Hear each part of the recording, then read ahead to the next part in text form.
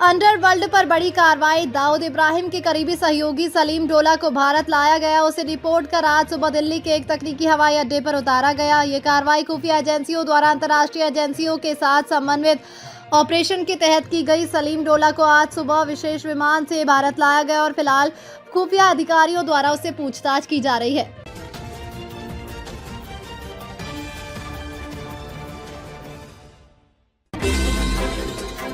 Digital arrest पर बड़ा action. जनवरी से अब तक कितने व्हाट्सएप अकाउंट बैन, केंद्र ने सुप्रीम कोर्ट में किया खुलासा। केंद्र सरकार ने सुप्रीम कोर्ट को बताया कि देश में बढ़ते डिजिटल अरेस्ट स्कैम को रोकने के लिए बड़े स्तर पर कार्रवाई की जा रही है। इस कार्रवाई में telecom regulator, service provider, RBI, तकनीकी कंपनियां और सीबीआई सहित कई एजेंसियां मिलकर काम कर रही है।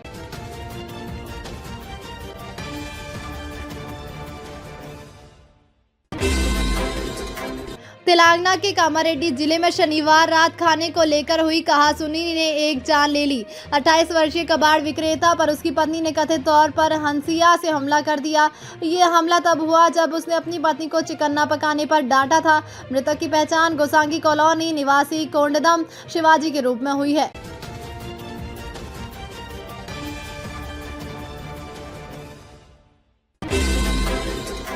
मुंबई के ठाणे जिले के मीरा रोड के नया नगर इलाके में से एक शॉकिंग घटना सामने आई है। 31 वर्षीय जैब जुफेर अंसारी ने 2 सुरक्षा गार्ड से उनके धर्म पूछा, कलमा पढ़ने को कहा और इनकार करने पर चाकू से हमला कर दोनों को लहूलुहान कर दिया।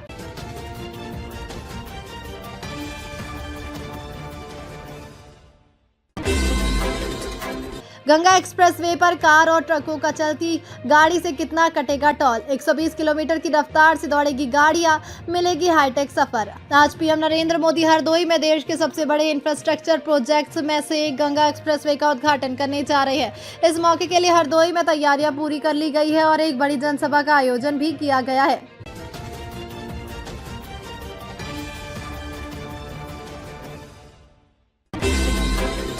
Waste Bengal election. बंगाल की वोटिंग के बीच डेरेक ओब्रायन ने पीएम मोदी को किया चैलेंज। बोले, आप में दम है तो। अखिल भारतीय तृणमूल कांग्रेस टीएमसी के नेता डेरेक ओब्रायन ने प्रधानमंत्री नरेंद्र मोदी पर निशाना साधते हुए तीखी प्रतिक्रिया दी है। उन्होंने कहा कि नरेंद्र मोदी ने खुद कहा था कि वे बंगाल की सभी 254 सीटों पर उम्मीदवार है, इसलिए अब उन्हें बड़ी बड़ी बातें छोड़कर सीधी चुनौती स्वीकार करनी चाहिए।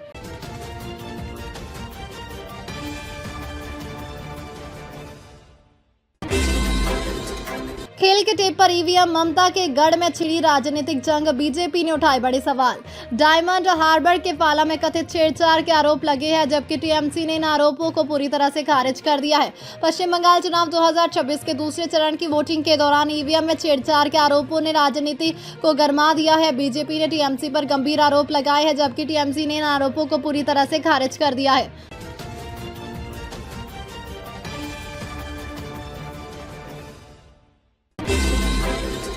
हाल ही में मुंबई के पायधुनी इलाके से एक चौंकाने वाली खबर सामने आई है, जहां बिरयानी खाने के बाद तरबूज खाने से एक ही परिवार के 4 सदस्यों की मौत हो गई।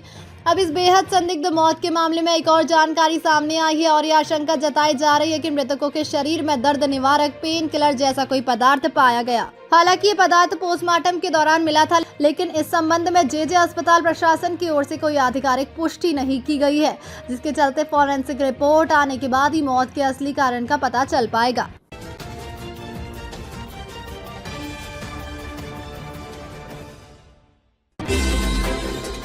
उल्लासनगर और आसपास के इलाकों में तेजी से फैलते ड्रग नेटवर्क ने कानून व्यवस्था और सामाजिक सुरक्षा के लिए गंभीर चुनौती खड़ी कर दी है। स्थानीय स्तर पर मिली हालिया शिकायतों और बढ़ी हुई गतिविधियों से संकेत मिलता है कि ये इलाका धीरे धीरे ड्रग तस्करी का एक बड़ा केंद्र बनता जा रहा है।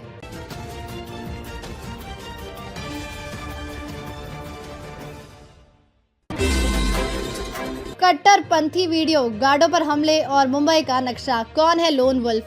बड़ी साजिश का पर्दाफाश। ठाणे में 2 सुरक्षा गार्डों पर हमला करने वाले जैब जुफेर अंसारी को गिरफ्तार कर लिया है। जांच में पता चला है कि आरोपी मुंबई के संवेदनशील इलाकों के नक्शों का अध्ययन कर रहा था और कट्टरपंथी सामग्री से प्रभावित था।